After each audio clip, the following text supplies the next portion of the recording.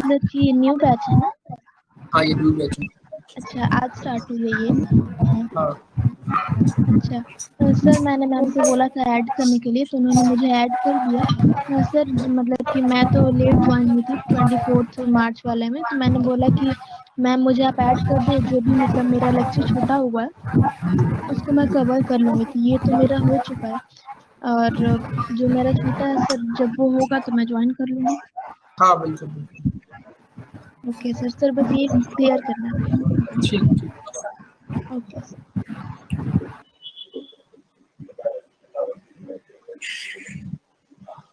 Okay.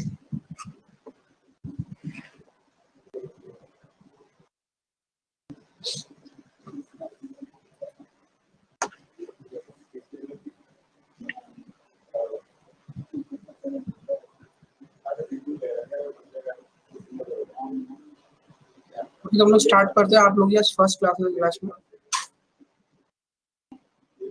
ठीक है।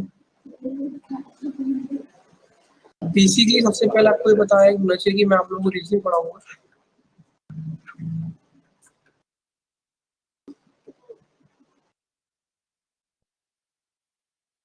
ठीक है। यहाँ पर कुछ स्टूडेंट्स होंगे जो सिर्फ एसएससी के लिए प्रिपेयर कर रहे होंगे, कुछ होंगे जो सिर्फ बैंक के लिए कर रहे होंगे, और कुछ यहाँ पे होंगे जो एसएससी प्लस बैंक के लिए प्रिपेयर कर रहे हैं, राइट। तो एक बार फटाफट से बता दो कौन सा स्टूडेंट किस कैटेगरी में, only SSC, only bank, both SSC plus bank. सब लोग लिख के बताओ चैट बॉक्स में।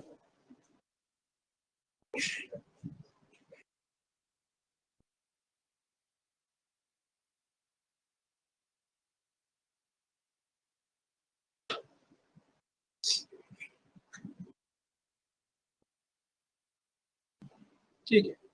सबसे पहले मैं आपको दोनों एग्जाम्स के जो सिलेबस है उसका डिफरेंस बताता हूँ।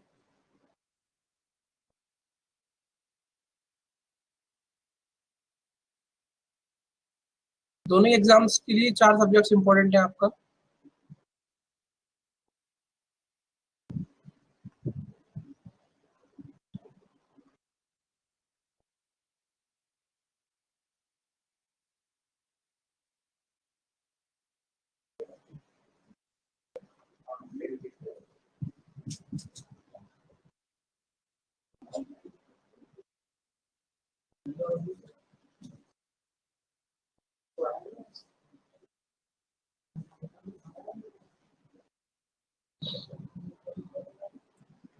हिमांशु आप अपने एंड पे चेक कर लो, यहाँ पर सबको आवाज आ रही है मेरी, सबको मेरी आवाज आ रही है ना? हिमांशु आप चेक कर लो एक बार। ओके। बैंकिंग के केस में यहाँ पर जो एसएससी के लिए आप लोग ये जो जीएस प्लस स्टैटिक का पार्ट पढ़ते हो, इस जीएस प्लस स्टैटिक के अंदर क्या क्या चीज आता है पहले आप लोग वो जान लो। इसके अंदर आपका हिस्ट्री भी आएगा, पॉलिटी भी आएगा, इकोनॉमिक्स भी आएगा, ठीक है, ज्योग्राफी भी आएगा, फिजिक्स केमिस्ट्री बायो सब आएगा इसके अंदर, जीएस प्लस स्टैटिक के अंदर जो एसएससी में पूछा जाता है, और करंट भी थोड़ा बहुत। लेकिन जो बैंकिंग के लिए जो मेंस में पूछा जाता है सब्जेक्ट, फोर्थ सब्जेक्ट, ये आपका होता है बेसिकली बैंकिंग अवेयरनेस।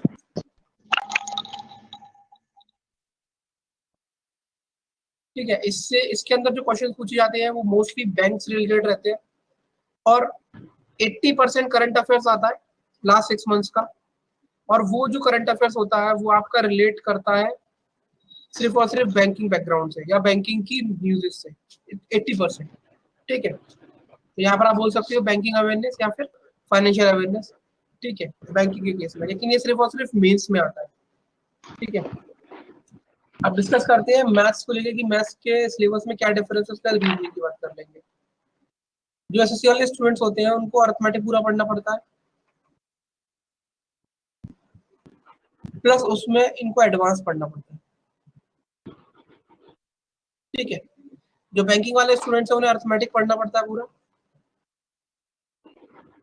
प्लस इसमें कुछ टॉपिक्स अलग होते हैं, जैसे डीआई आपको बहुत ज्यादा इंपॉर्टेंट है। मेंस लेवल में आपका 80% जो मैथ्स का पार्ट होता है एग्जाम में वो डीआई होता है।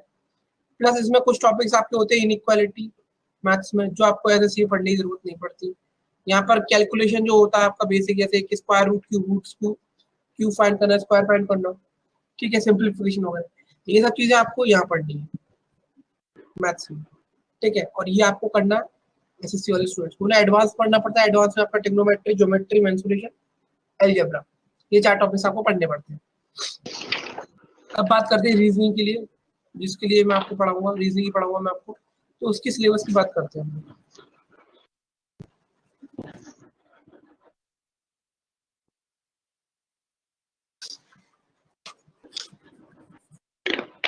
बैंकिंग एसएससी में मेजर डिफरेंस जो रोल प्ले करता है वो सब्जेक्ट रीजनिंग ही होता है।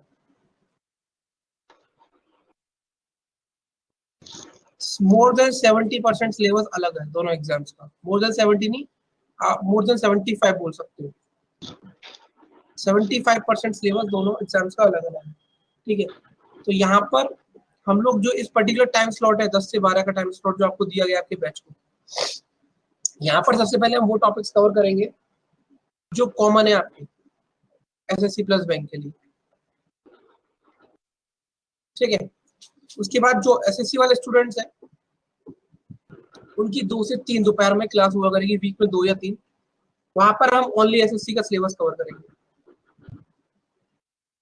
और जब यहाँ पर 10 से 12 में आपका कॉमन एसएससी प्लस बैंक का सिलेबस कंप्लीट हो जाएगा, तब हम लोग यहाँ पर ओनली बैंकिंग का सिलेबस करेंगे, क्योंकि बैंकिंग का सिलेबस काफी कम से कम 2 महीने का सिर्फ बैंकिंग का सिलेबस ही होता है, ठीक है, उसे कवर करेंगे।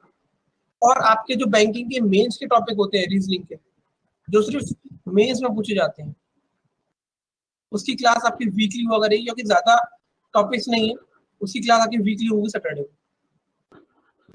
समझ आया। तो इस तरीके से आपका पूरा का पूरा सिलेबस कवर कराया जाएगा, समझ आई ये चीज।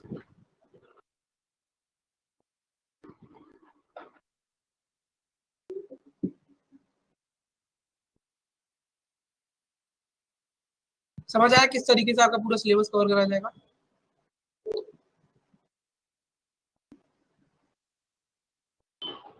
अब देखते हैं क्या क्या टॉपिक्स हैं जो हम लोग पढ़ेंगे।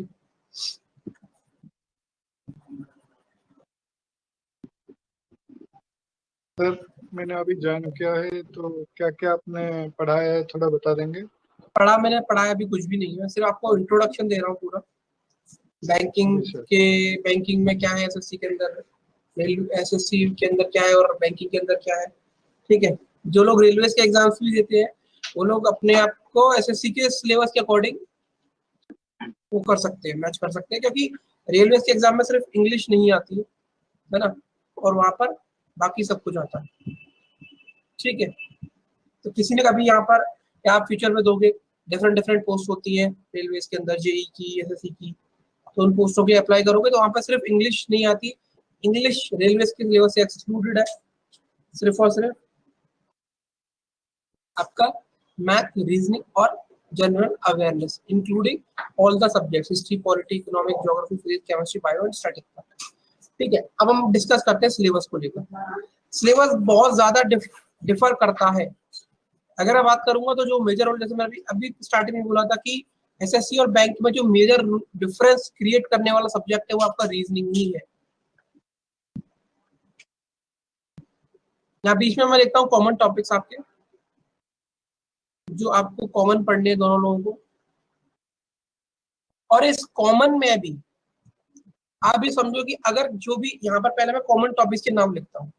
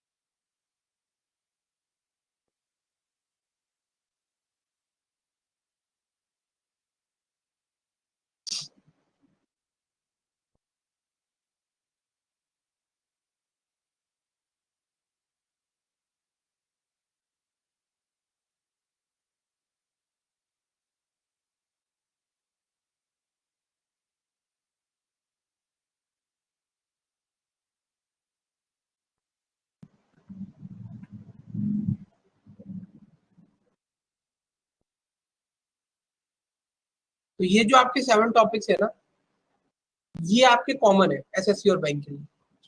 और आप यहाँ पर अगर कोई भी पर्टिकुलर टॉपिक उठाते हो तो एक बात याद रखना, जैसे कि अगर मैं बात करता हूँ सिलोजिज्म की, तो अगर सिलोजिज्म की टॉपिक को कंप्लीट कराने के लिए अगर टोटल 8 क्लासेस लगती हैं, तो उसमें जो पहली 3 क्लासेस होंगी, सिर्फ मैं आपको बता दूंगा टॉपिक वाइज टॉपिक जब हम लोग मूव करेंगे, तो पहली 3 क्लासेस में जितना पढ़ाया जाएगा उतना एसएससी के लिए सिर्फ इनफ होता है।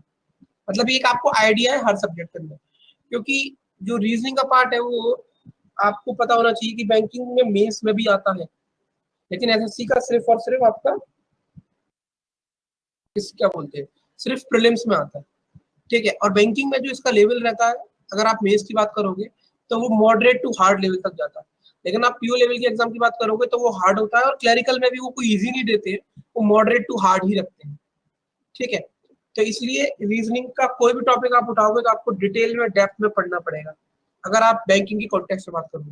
लेकिन एसएससी के कॉन्टेक्स्ट में बात करोगे तो आपको पढ़ना है, लेकिन उतना डेप्थ में नहीं जाना। मैं आपको बताता चलूंगा हर टॉपिक में कि कहाँ तक आपको क्या पढ़ना है, ठीक है, कितने मतलब किस लेवल तक उस टॉपिक को आपको टच करना है, वो मैं हर टॉपिक के पढ़ाते वक्त ही आपको बताता चलूंगा, ठीक। तो ये तो टॉपिक्स है जो हम लोग कॉमन कवर करेंगे।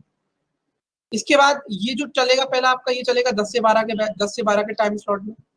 जैसे ही यहाँ पर आपका इतना टॉपिक कवर होंगे, उसके बाद यहाँ से जो एसएससी वाले स्टूडेंट्स हैं वो चाहे तो पढ़ सकते हैं, तो कोई बाउंडेशन नहीं है, चाहे तो जा भी सकते हैं, और आपकी बाकी और क्लासेस चलेंगी इस टाइम स्लॉट में।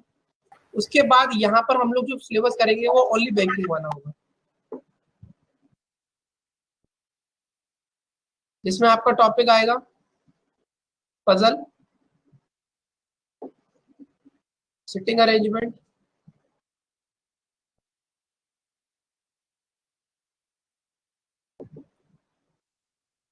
मशीन इनपुट आउटपुट,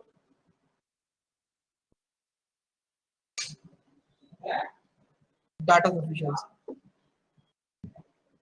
ये टॉपिक तो 4 है, लेकिन अगर आप पूछोगे मुझसे कि बैंकिंग के प्रीलिम्स में 35 मार्क्स की रीजनिंग आती है, तो उसमें से सिर्फ 20 मार्क्स का पजल और सिटिंग अरेंजमेंट आता है, यानी कि लगभग 60% सिलेबस सिर्फ 2 टॉपिक से। अगर आप मेंस की बात करोगे तो मेंस में जो है थोड़ा क्वेश्चन का नंबर ऑफ क्वेश्चन वेरी करते हैं। क्लरिकल में 50 क्वेश्चन पूछे जाते हैं और पीओ के लिए 45 क्वेश्चन पूछे जाते हैं, तो वहां पर भी आप मान सकते हो कि 45 हो चाहे 50 हो, 70% यानी कि अराउंड एंड अराउंड 30 और 35 क्वेश्चन सिर्फ और सिर्फ पजल और सिटिंग अरेंजमेंट के ही होते हैं, ठीक है।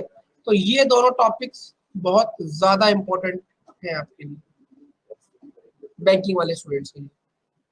और इस पे कमांड पाने के लिए आपको बहुत प्रैक्टिस करनी पड़ती है। समझ आया ये चीज? समझ आई ये चीज आप लोगों को?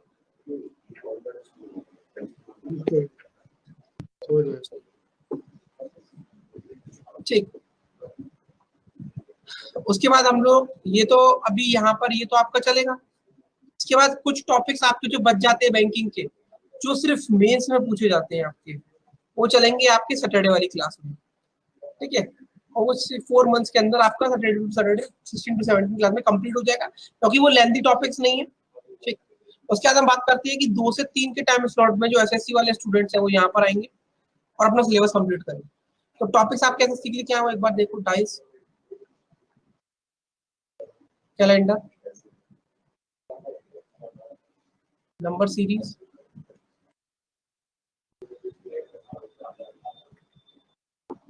Analogy,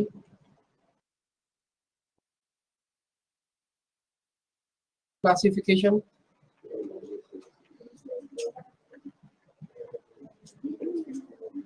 matrix coding,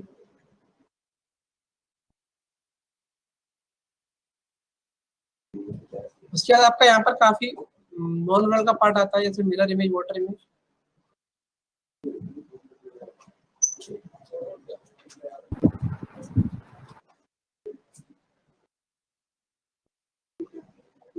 embedded figure,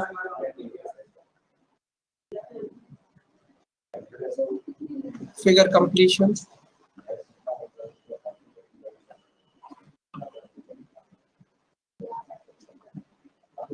arithmetic reasoning,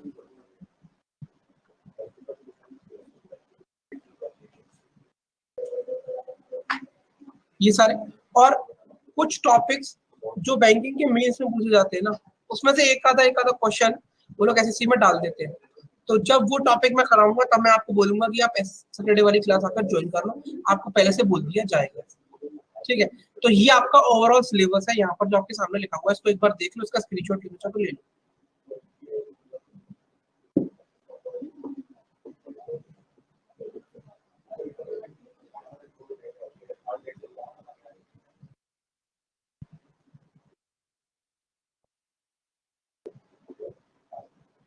SSC के सिलेबस को कंप्लीट होने के लिए, रीजनिंग के लिए आपको कम से कम 3 महीने चाहिए, 3 मंथ्स के अंदर।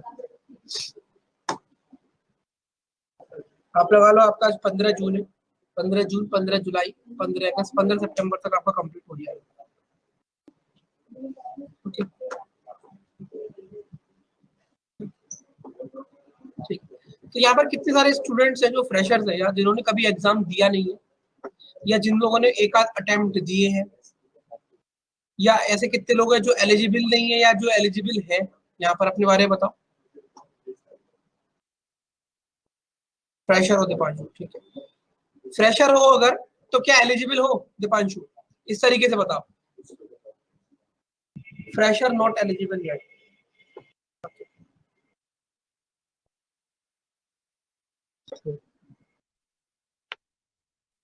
Eligible and fresher, fresher and eligible.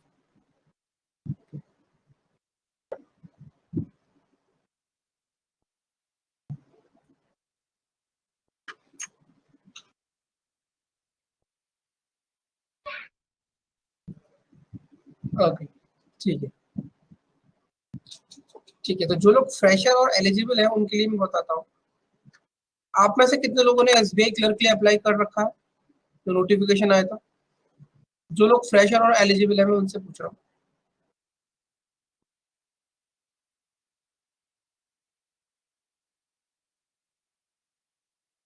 Okay, good. What about RRB PO and clerk? RRB PO and clerk का नोटिफिकेशन आ चुका था शायद से 8 जून को, if I am not wrong, और 28 जून उसकी लास्ट डेट है। तो कितने लोगों ने अप्लाई कर दिया उसके लिए? अप्लाइड। देखो, जो जितनी वैकेंसी आरआरबी पीओ और क्लर्क में दिखाई जा रही है, इतनी वैकेंसीज शायद काफी टाइम बाद आई है। लास्ट ईयर 8,000 थी, इस बार 12,000 है। ठीक है, तो एक अच्छा संकेत है, एक अच्छी अपॉर्चुनिटी है। बात ये आती है कि इनके एग्जाम्स कब तक होंगे और कब तक आप लोगों का सिलेबस कंप्लीट हो जाएगा। ठीक है,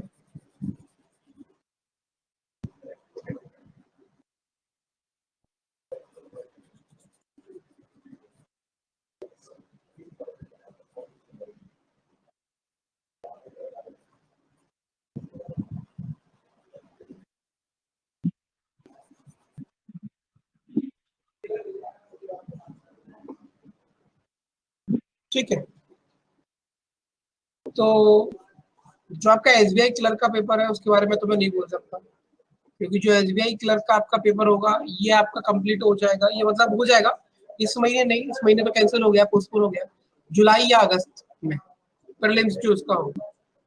ठीक है, तो मैं इसकी गारंटी तो नहीं ले सकता। लेकिन बात आती है आरआरबी पीओ की, तो आरआरबी पीओ आप समझ सकती हो कि सितंबर में होगा जाकर जो इसका प्रीलिम्स होगा। आपके पास 3 महीने और मेरे पास भी 3 महीने, तो मैं कोशिश करूंगा कि आपका जो प्रीलिम्स का सिलेबस है, जो आपका प्रीलिम्स का सिलेबस है वो आपका कंप्लीट करा दूं, जिससे कि आप लोग एग्जाम देने जाओ तो अच्छे से प्रिपरेशन के साथ जा सको। ठीक है, बाकी जब तक मेंस होगा तब तक आपका पूरा सिलेबस कंप्लीट हो जाएगा। ठीक, एसबीआई क्लर्क की नहीं बोल सकते क्योंकि टाइम ज्यादा है नहीं, 1 महीना है सिर्फ आपके पास। ठीक है, कोई डाउट किसी को सिलेबस के रिगार्डिंग, किसी चीज के रिगार्डिंग कोई डाउट किसी को?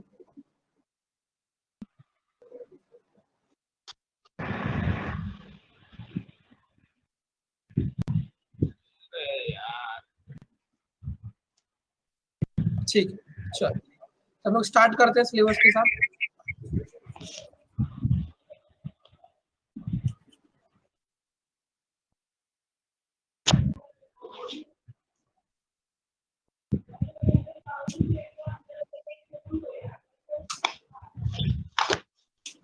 जो रीजनिंग आपका सब्जेक्ट है ये 3 पार्ट में डिवाइड होता है। एक होता है आपका verbal, non verbal and logical. ठीक है, तो वर्बल का मतलब क्या होता है? अगर फोन आप पे करी है। वर्बल का मतलब अगर आप देखोगे, आप हिमांशु प्लीज म्यूट कर लो। ठीक है, जो वर्बल होता है, वर्बल का मतलब अगर आप सर्च करोगे गूगल पर तो क्या होता है इसका मतलब? मौखिक। और नॉन वर्बल का मतलब होता है गैर मौखिक। वर्बल का मतलब होता है कि किसी भी क्वेश्चन को सॉल्व करने के लिए आपको रीड करने की जरूरत पड़े, स्टेटमेंट्स को रीड करने की जरूरत पड़े, तब आप जाकर उस क्वेश्चन को सॉल्व कर सकते हो। नॉन वर्बल माने कि गैर मौखिक होता है, जहां पर आपको रीडिंग स्किल्स की जरूरत नहीं पड़ती, बट वहां पर आपको विजुअलाइजेशन स्किल्स की जरूरत पड़ती है। यानी कि आपको चीजों को विजुअलाइज करना पड़ता है और उसके बाद उसका आंसर करना पड़ता है। समझ में आई ये बात? वर्बल और नॉन वर्बल का डिफरेंस समझ में आया क्या?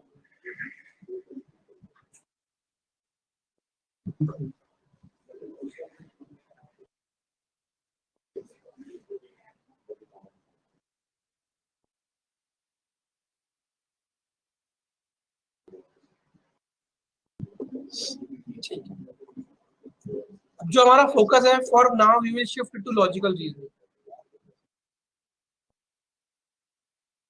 जो लॉजिकल रीजनिंग होती है ये आपकी 2 पार्ट्स में डिवाइडेड होती है। एक होती है आपकी inductive,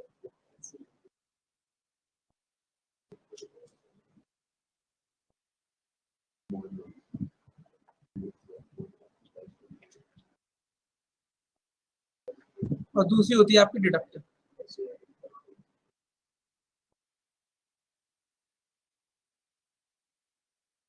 inductive and deductive.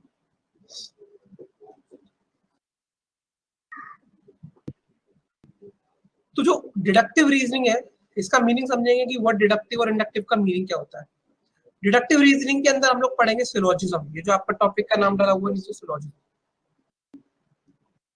Inductive के अंदर जो टॉपिक्स आते हैं वो मेनली कवर होते हैं आपके मेंस के एग्जाम के लिए,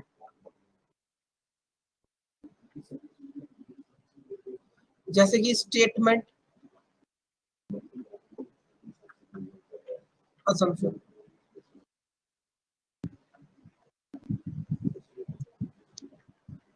statement, argument, statement, conclusion, cause and effect।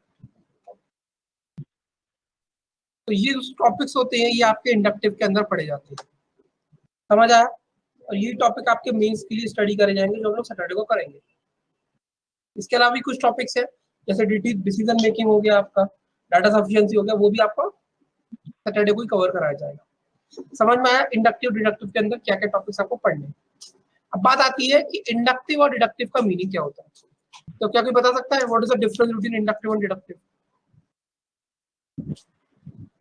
Can anyone explain me the meaning और difference between inductive and deductive?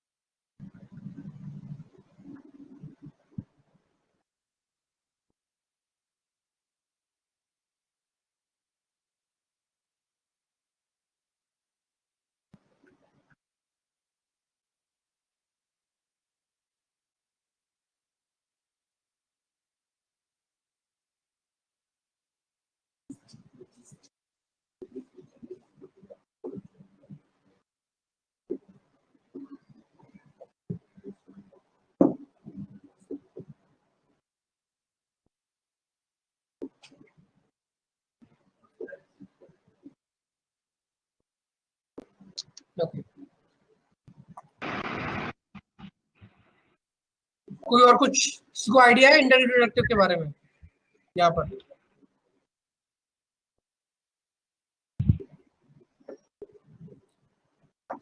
दिया जैन, गुण गोयल, दीपांशु चितकारा, भाविक, सुरेश पाटिल, अनमोल शर्मा, हिमांशु,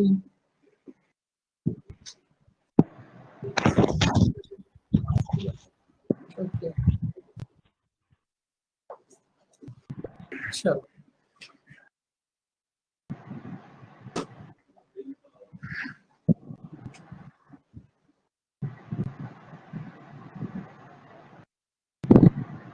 ठीक है। मैं आपको दो एग्जांपल्स दूंगा इंडक्टिव और डिडक्टिव के मीनिंग को समझने के लिए।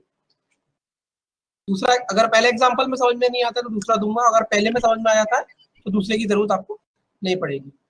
सबसे पहले अगर आप थ्योरेटिकल जाओगे तो डिडक्टिव का मतलब होता है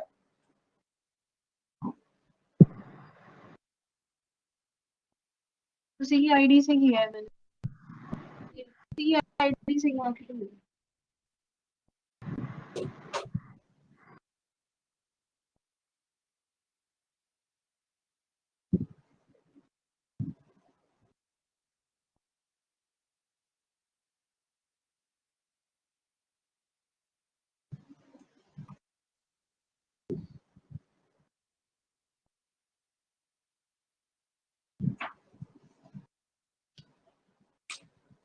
ओके। आप समझो इसका एग्जाम्पल, जैसे कि आपको पता है कि न्यूटन की एक बुक थी न्यूटोनियन करके, जो उन्होंने लगभग 1604 एडी या 1600 एडी के अराउंड पब्लिश हुई थी। ठीक, इस बुक के अंदर क्या था? इस बुक के अंदर वो सारे लॉज थे जो हम और आप सब लोग फिजिक्स में पढ़ते हैं, 9th क्लास में, 10th क्लास में, 11th में, 12th में। वो सारे लॉज इस बुक न्यूटोनियन के अंदर थे और वो अराउंड 1604 एडी के अराउंड पब्लिश हुई थी। ठीक, अब ये एक बीच में बाउंड्री लाइन है,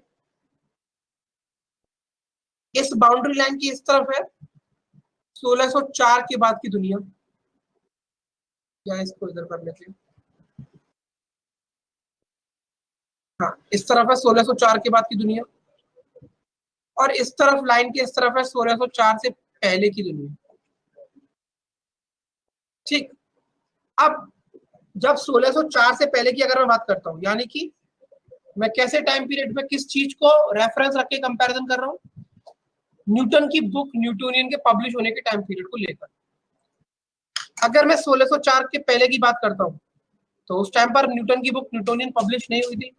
इसका मतलब क्या था कि जितने भी लॉज थे वो शायद तब तक प्रूव नहीं थे, बातें होती थी लेकिन कोई उसका फैक्ट नहीं था, किसी बुक के अंदर वो था नहीं, वो पब्लिश नहीं हुए थे।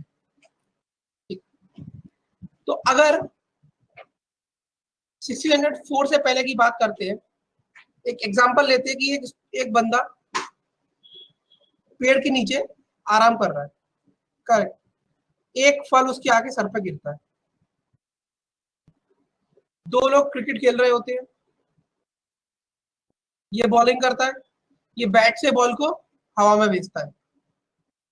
तो अब यहाँ पर क्योंकि ये चीजें प्रूव्ड नहीं थी, तो इनके अकॉर्डिंग तो ये जो बॉल ऊपर गई है हवा में, ये कभी लौट कर नहीं आनी चाहिए थी, और ये जो फल पेड़ से नीचे गिरा है, ये बहुत आश्चर्यचकित वाली बातें होती है उनके लिए, राइट और नॉट? ये लोग सोचते कि ये फल पेड़ से नीचे कैसे गिरा, और ये दूसरे लोग सोचते कि अब तुमने बॉल को हवा में मारा तो ये नीचे कैसे आ गए। समझ में आया? मैं 1604 के पहले की बात कर रहा हूँ। समझ में आया? ये पॉइंट नहीं आया मैं क्या बोल रहा हूँ?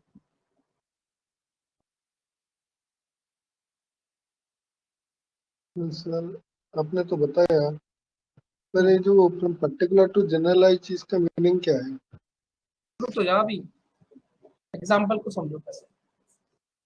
ठीक है, अब जैसे कि हम इस वाले सिनारियो का एग्जाम्पल लेते हैं, इसका ये इस पर्टिकुलर टाइम पीरियड में इस फल के इसके सर पे गिरने की वजह से क्या ये इस चीज को देखकर या इस ऑब्जर्वेशन को देखकर क्या ये एक स्टेटमेंट दे सकता है कि एवरीथिंग ऑन दिस अर्थ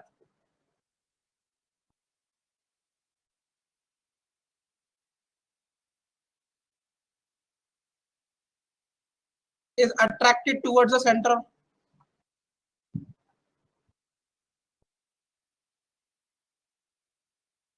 चलो अगर ये दे सकता है, ये मैं बात कब की कर रहा हूँ 104 की, इसने सिर्फ एक चीज को ऑब्जर्व करा, यानी कि इसने ये देखा कि इसके सर पर ये फल आकर गिरा, तो क्या इस छोटी सी चीज या छोटी सी घटना के बेसिस पर क्या ये इस बात को बोल सकता है कि everything on this earth is attracted towards the centre?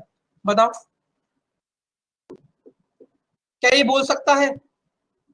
नहीं सर, नहीं बोल नहीं सकता। सर। अगर बोल भी सकता है, अगर मान के चलो भाई बोल दी, उसका मुंह है उसने बोल दी, अगर वो बोल भी सकता है तो क्या इस बात की गारंटी है कि वो सही होगी चीज उसकी?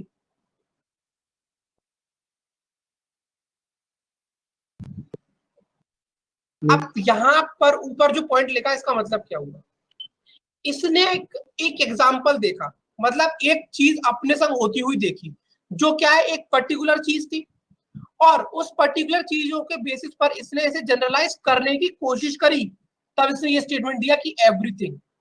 यानी कि एक घटना के आधार पर अगर मैं किसी चीज को जनरलाइज करने की कोशिश कर रहा हूं, जैसे कि यहां पर दिया हुआ है, तो उसको हम कहते हैं इंडक्टिव।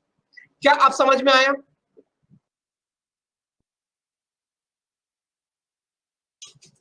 और इस सिनारियो के अंदर आपको पता है दोनों तरह के रिजल्ट पॉसिबल है, वो सही भी हो सकता है और वो गलत भी हो सकता है। क्लियर हुआ ये point?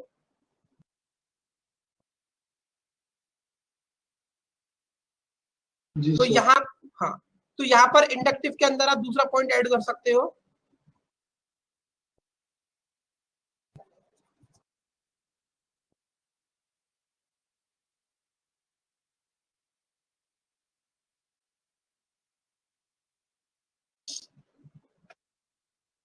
the given conclusions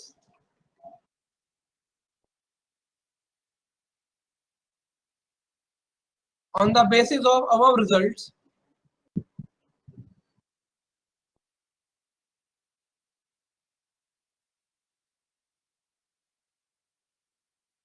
can be true और फॉल्स इक्वली। क्योंकि ऑब्वियस ही बात है, मैं 1604 के पहले की बात कर रहा था, चीजें प्रूव नहीं हुई थी, तो जब चीजें कोई फैक्चुअल या कोई फैक्ट नहीं होता या कोई चीज प्रूवन नहीं होती, तो उसको आप जनरलाइज कैसे कर सकते हो किसी पर्टिकुलर चीजों के बेसिस? समझ में आई ये चीज?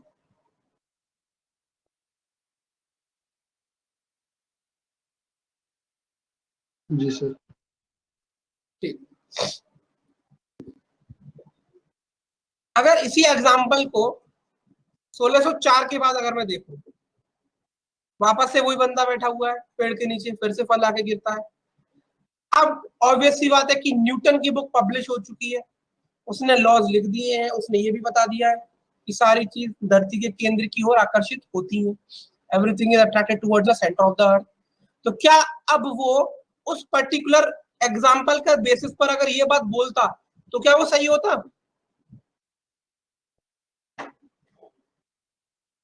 क्या वो सही होता?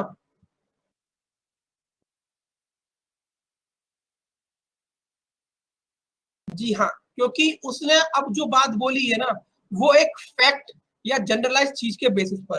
तो जब आप किसी जनरलाइज स्टेटमेंट से कुछ पर्टिकुलर बातें करने की तरफ मूव करते हो, तो उस गिवन केस में यू आर ऑलवेज ट्रू।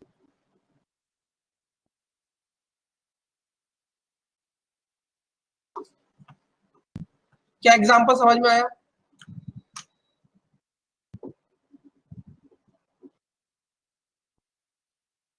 जी अनमोल, वो एग्जिस्टिंग है, वो जो फैक्ट है वो प्रूव हो चुका है, इसका मतलब वो उसके बाद प्रिवेल करता रहेगा लाइफ टाइम तक।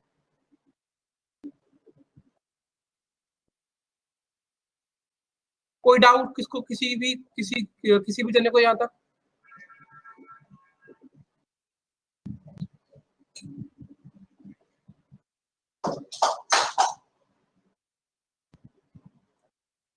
ओके, तो हम लोग अब डिडक्टिव के अंदर कुछ चीजें और है कि चलो चीजें हमेशा करेक्ट होंगी, लेकिन यहाँ पर एक कंडीशन डाल दिया थी कि और कुछ रूल्स एंड रेगुलेशंस हैं जो आपको यहाँ फॉलो करने पड़ेंगे। ठीक, तो अब हम लोग स्टार्ट करेंगे डिडक्टिव रीजनिंग के साथ, और इसके अंदर जो टॉपिक पढ़ा जाता है वो पढ़ा जाता है सिलोजिज्म। ठीक है, क्लियर है सबको यहाँ तक?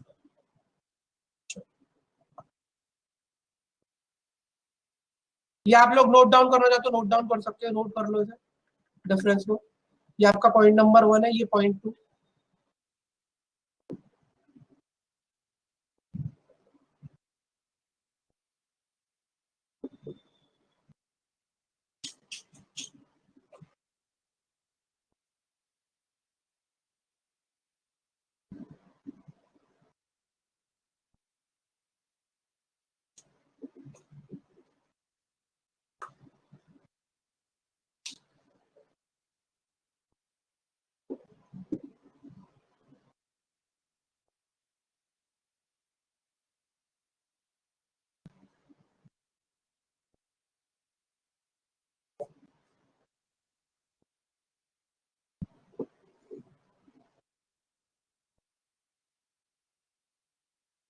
नोट डाउन कर लिया सब लोगों ने?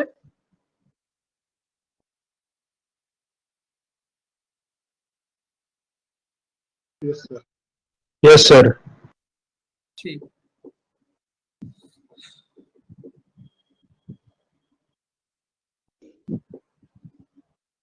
पहले एक बार पैटर्न देख लो क्वेश्चन का क्या होता है, तो आपको पता तो भी रहेगा कि आप क्या पढ़ रहे हो, किस चीज के लिए पढ़ रहे हो। ठीक है, तो इस तरीके से आपका क्वेश्चन फ्रेम होकर आएगा सिलोजिज्म में। एक बार डायरेक्शन पढ़ो, इसमें एक बार चीजों को ध्यान से समझना। In each of the questions below are given some statements, they are followed by two conclusions. There may be more than two conclusions, right? But for now, you will take two conclusions at a time.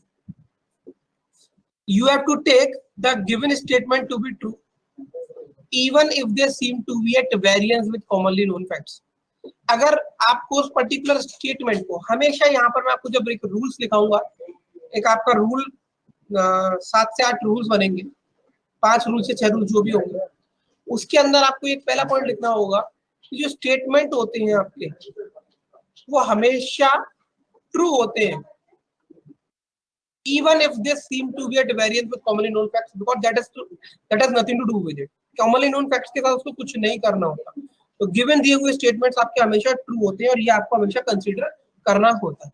ठीक, now read all the conclusions and then decide which of the given conclusions logically follow from the given statements, disregarding commonly known facts.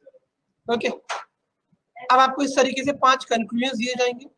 After reading the statement, analyzing it, looking at the conclusions, analyzing them with respect to the statements, you will have to answer one of the following option. That only one follow.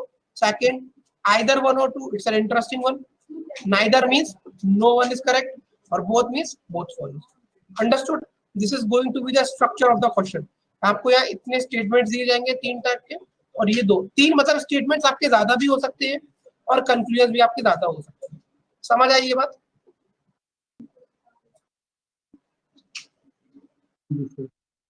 Yes sir. ठीक है, हम लोग start करते हैं।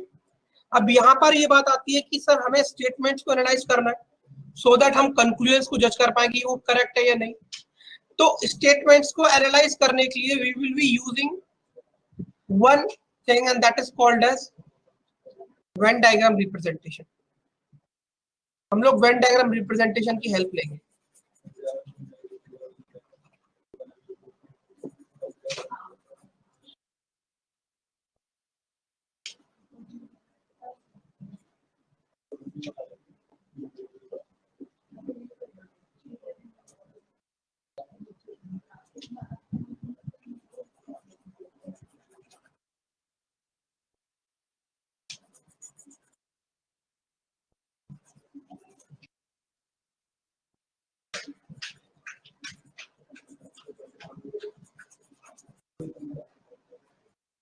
When diagram representation के बारे में आपने सुना है?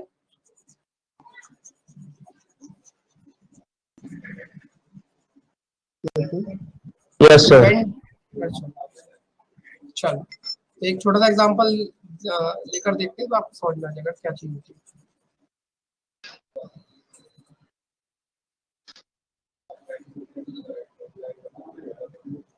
एग्जांपल्स लेते हैं हम लोग। India,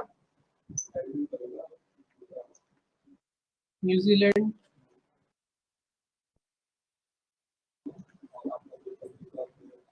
Asia, world. अगर आपको इन चारों वर्ड्स के बीच में रिलेशनशिप दिखाना हो, अगर आपको इन चारों वर्ड्स के बीच में रिलेशनशिप दिखाना हो तो कैसे दिखाओगे? अगर आपको वेन डायग्राम रिप्रेजेंटेशन का यूज करना हो इन चारों के बीच में रिलेशन दिखाने के लिए, तो देखो ये आपका इंडिया हो गया, ये आपका न्यूजीलैंड हो गया, इंडिया आपका एशिया के अंदर आता है और ये सब चीज मिलकर आपके वर्ल्ड के अंदर आती है।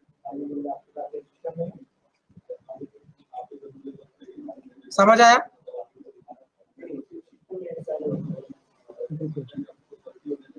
ठीक है, वो पता है आपको, सबको पता होगा वेन डायग्राम रिप्रेजेंटेशन क्या होता है। जस्ट टेक एन एग्जांपल कि आपको जिसको नहीं पता है एक आइडिया लग जाए।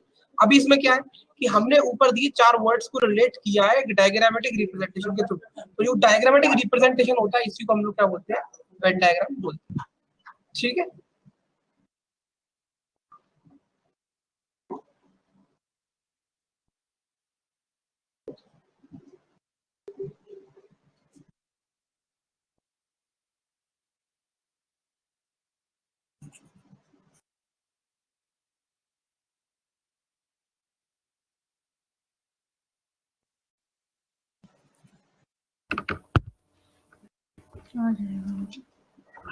चलो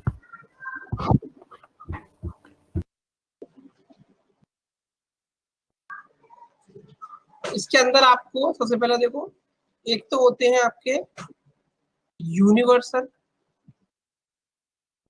और एक होता है आपका पर्टिकुलर।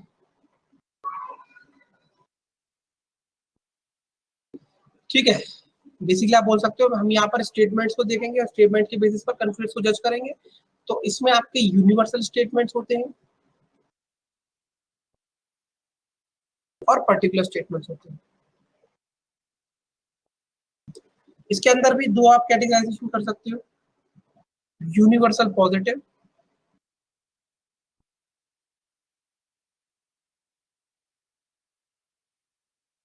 और यूनिवर्सल नेगेटिव।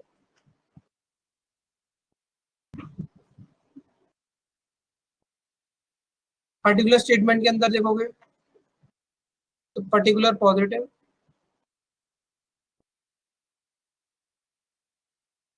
और यहाँ पर होते हैं आपके पर्टिकुलर नेगेटिव।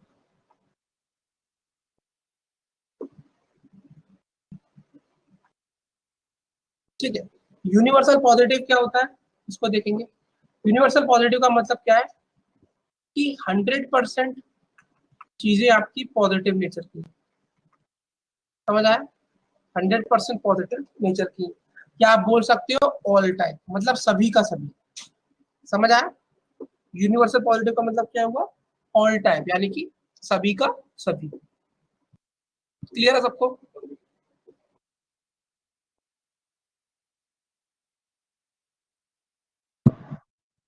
Yes, sir.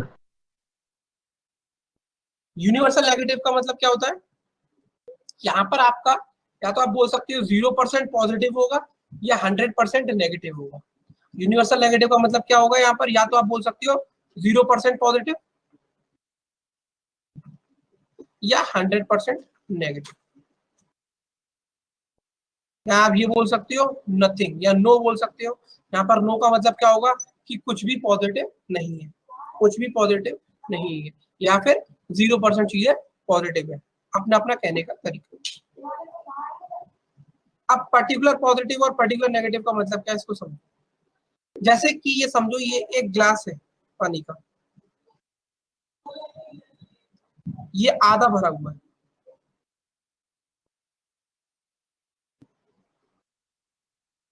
अब इस गिलास के पानी को देखने के लिए अलग अलग तरह के लोग देख रहे हैं, तो सबका अलग अलग नजरिया है।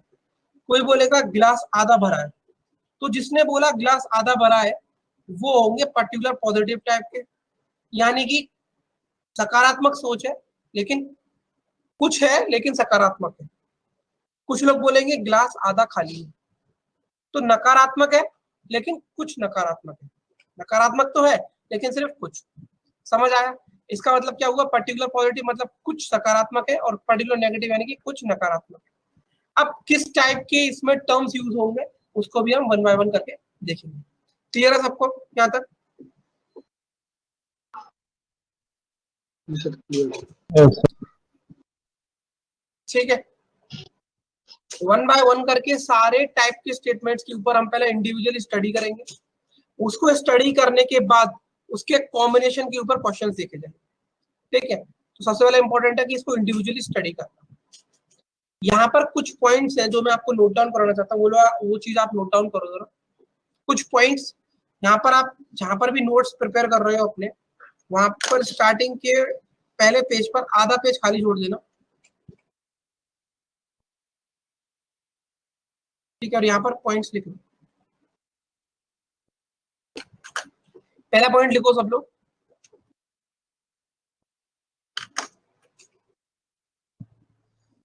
Given statement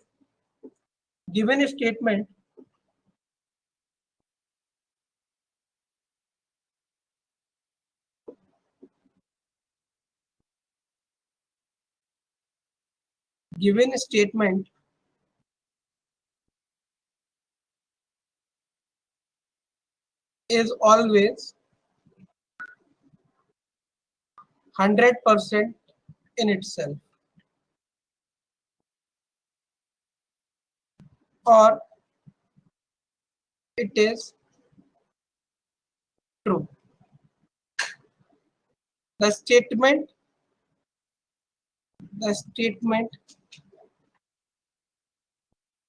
cannot be judged. आप कभी भी स्टेटमेंट को जज नहीं करोगे, उसको हमेशा एक बेस, एक आधार, एक रेफरेंस मानकर कंक्लूजन को जज करोगे। समझ आया ये पॉइंट? समझ आई ये वाली बात?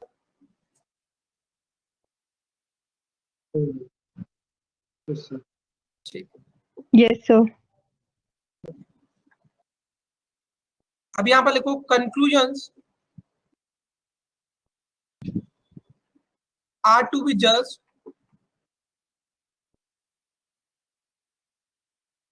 on the basis of two things.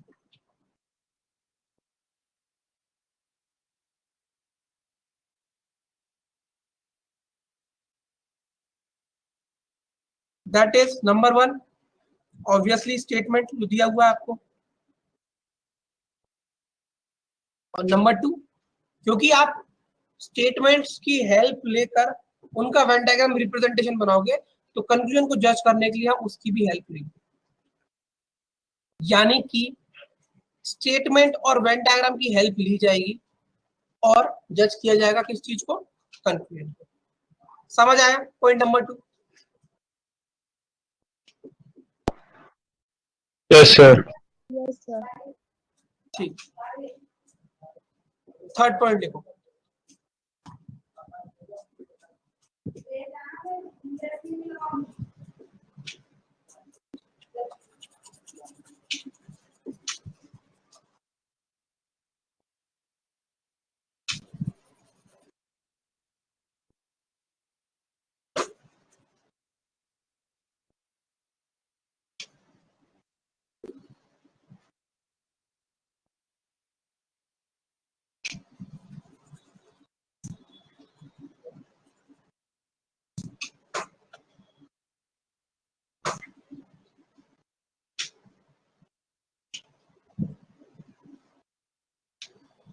the given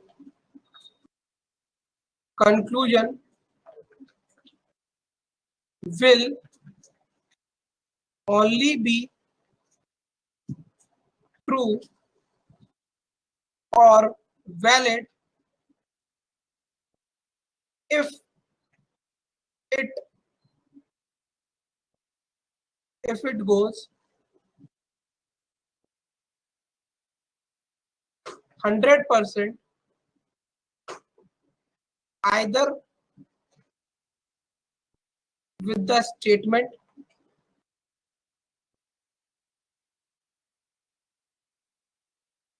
or Venn diagram. Even 99.99% will be considered as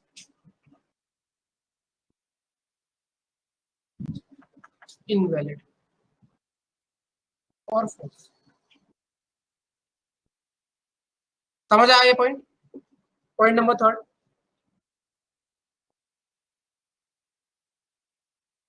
Yes, sir.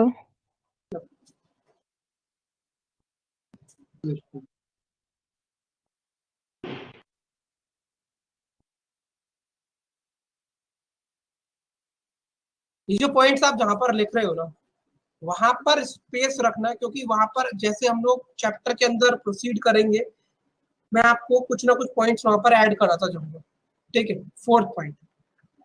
अभी ये फोर्थ पॉइंट आपको समझ में नहीं आएगा, इसके बारे में डिटेल में हम लोग डिस्कशन करेंगे नेक्स्ट क्लास में। अभी इसको सिर्फ लिख लो।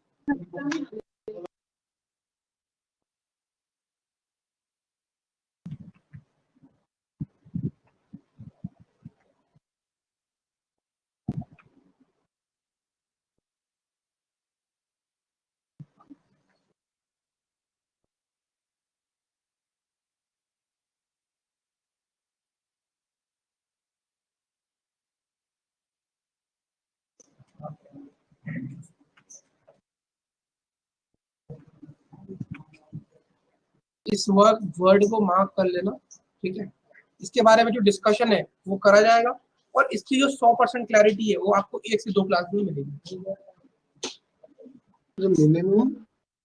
ओवरलैपिंग, वापस से इसको लिख देता हूँ, बहुत इंपॉर्टेंट है ये।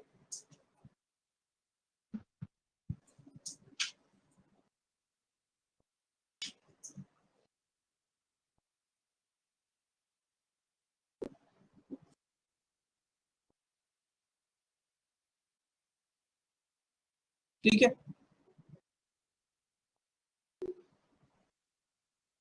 क्लियर है सबको? कोई डाउट यहाँ तक? इस वाले रूल को छोड़ के फोर्थ वाले को हम लोग आगे इसकी जो एक्सप्लेनेशन है वो नेक्स्ट क्लास में देखेंगे। यहाँ तक कोई किसी को डाउट? नहीं सर। No, sir. ठीक है,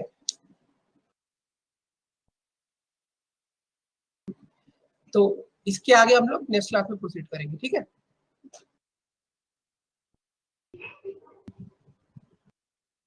चलो bye bye, take care, okay, मिलते हैं नेक्स्ट क्लास में। Thank you sir. Okay.